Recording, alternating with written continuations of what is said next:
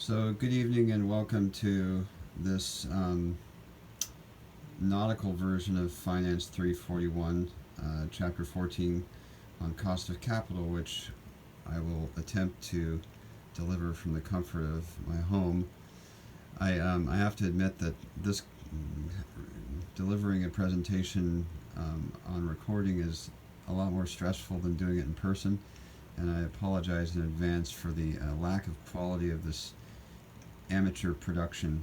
Um, if I had more time, I'd try and do some edits and give you a better product. But I'm just going to try and power through this all in one cut. So once again, I apologize if it's not a very quality presentation. I thought I'd also give you a really quick orientation to my humble abode. If you can see it, so this is the inside of the boat. This is what we call the salon, and over here is behind me is the bulkhead where I sleep. On the other side of there, down here, I don't know if you can see it because it's not very light in here, but that's my trusty space heater that keeps me warm. This is our kitchen, and you can see the stove there, and a sink and refrigerator. The kids' rooms on either side, and then the companionway steps that go out to the cockpit. And we have a plasma screen that we watch Netflix on, and a bookshelf, and a table. And that's about it. So, cost of capital. You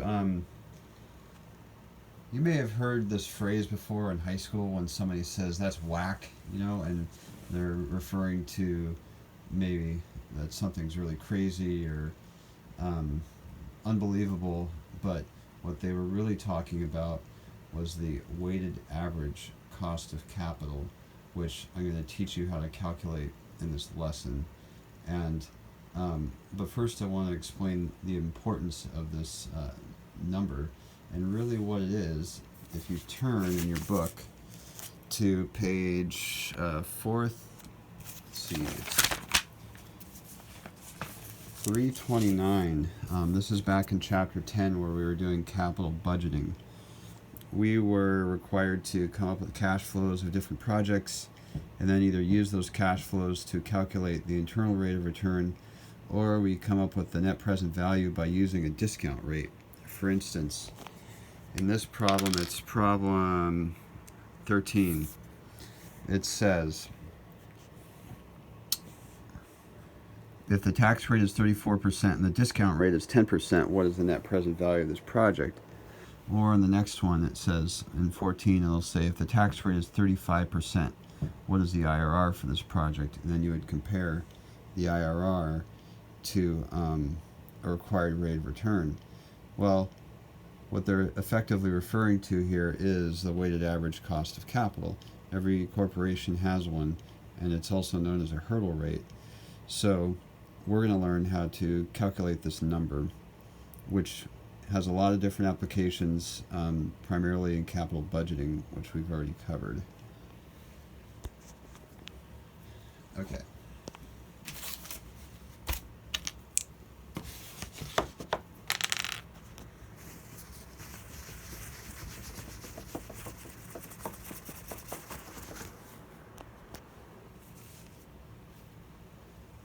Okay, so the weighted average cost of capital has generally three components to it. It will have the cost of equity,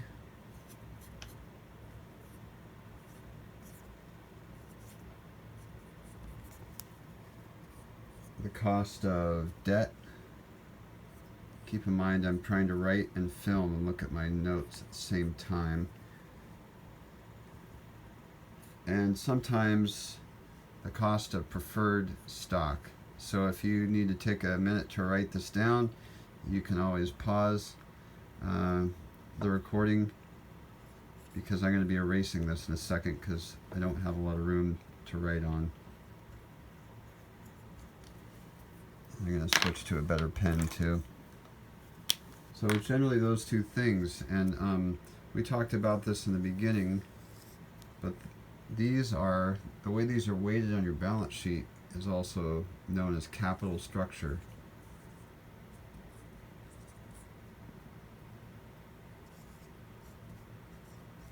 That's important to understand because that's a management decision, how you come up with your mix of the different financings between equity, debt, and preferred stock that pay for all the assets that you have on your balance sheet, the factories, the patents, all the things that earn money for you. So management has the ability to vary those weights. If they want to have more common stock, they can do that, or they could have more debt than equity. And by the way, equity is just another name for common stock. Sometimes those will be referred to interchangeably, but that's good to understand. And then the preferred stock off to the right is kind of a hybrid between the two.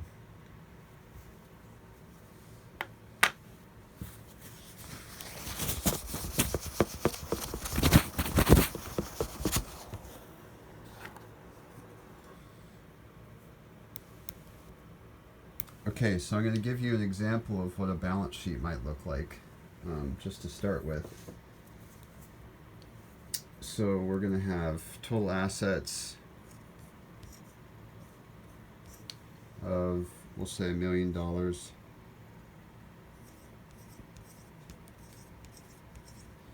And we'll have debt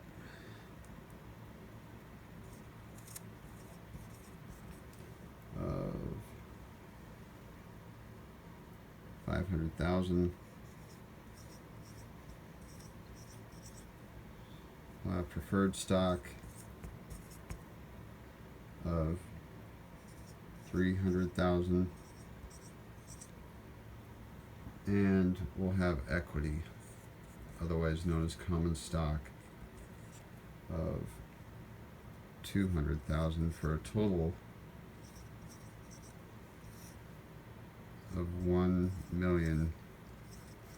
And keep in mind, on the balance sheet, total assets has to equal the sum of debt and equity, which it does in this case. They're both $1 million. Okay, and so just really intuitively, this can help you to understand part of what we're doing when we take a weighted average is getting the percentage of these three things.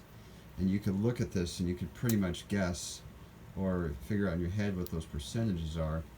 So this is half of $1 million, the debt, so that means it's a 50%. It's weighted 50%. The preferred stock is 30% and the equity is 20%. You're just dividing by $1 million, which you can probably do in your head. So what we're going to do is we're going to take these percentages, we're going to multiply them by the cost of the debt, the cost of the preferred stock, cost of equity. We're going to add those all together, and that gives you your weighted average cost of capital, or your WACC.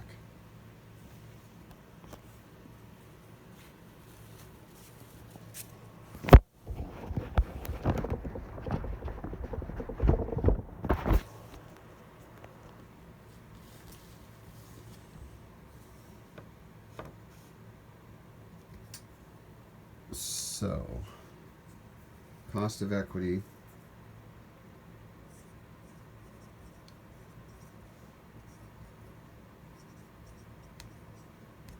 we're going to say is 5%. Cost of preferred stock equals 7%. And cost of debt is 4%.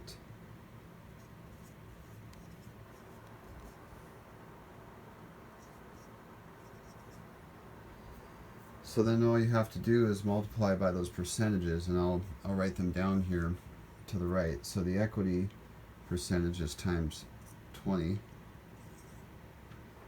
The preferred stock is times 30%, and the debt is times 50. Then we just do the math, which I think I've already done. So 20% of 5 is 1. 30% of 7 is 2.1. And the last one, 50% of 4 is 2. So then all you have to do is add these together and you get 5.1.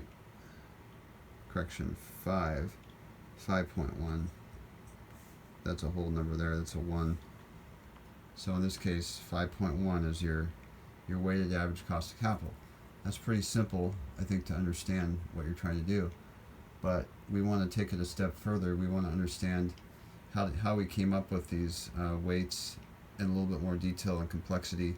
And we also want to figure out how we came up with these costs, because that can also get a little bit more complex. And so we're going to do that next. I'm going to probably stop this recording and start a new one just in case I run out of memory.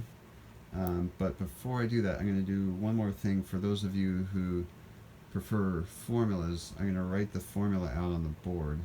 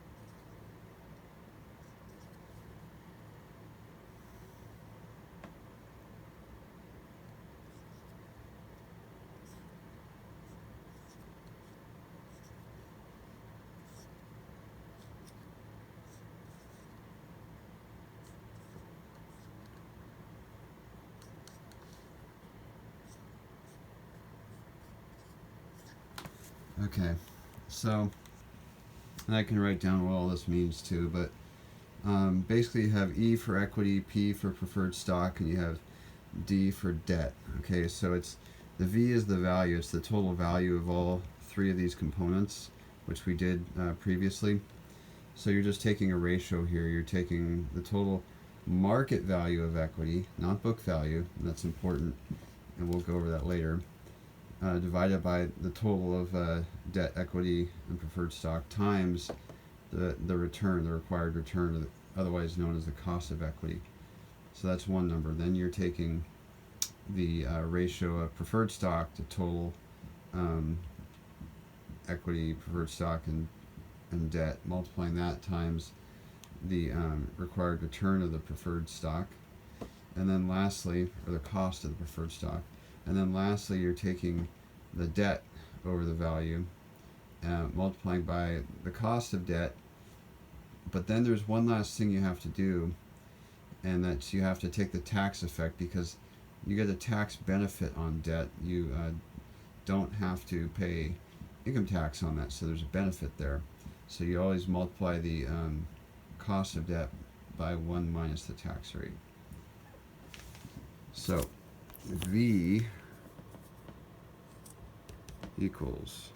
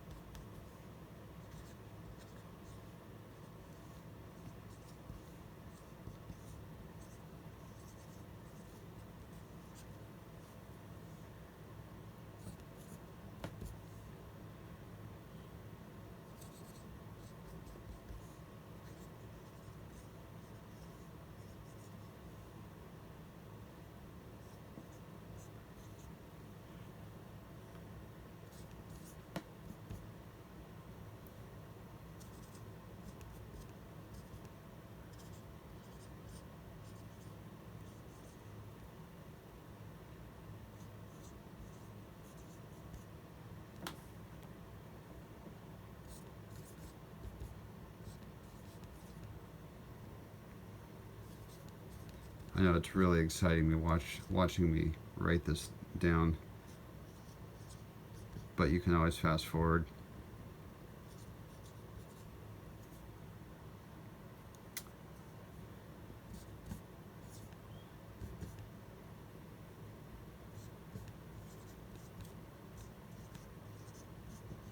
Okay, so I'll pan out a little bit, and again, you can always pause it, and hopefully that's helpful. Okay.